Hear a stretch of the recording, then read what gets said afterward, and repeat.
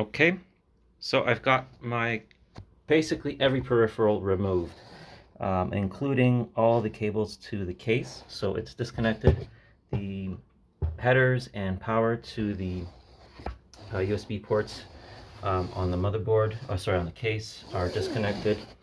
The GPU is disconnected. I am now connected through HDMI rather than DisplayPort. I did think it was maybe a DisplayPort issue with the video card, but that's not the problem. This is still happening through HDMI.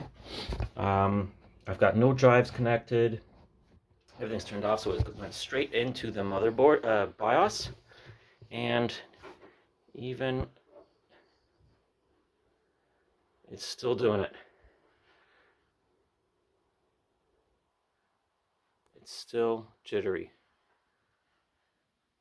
I don't know why. So that's as basically bare bones as it can get.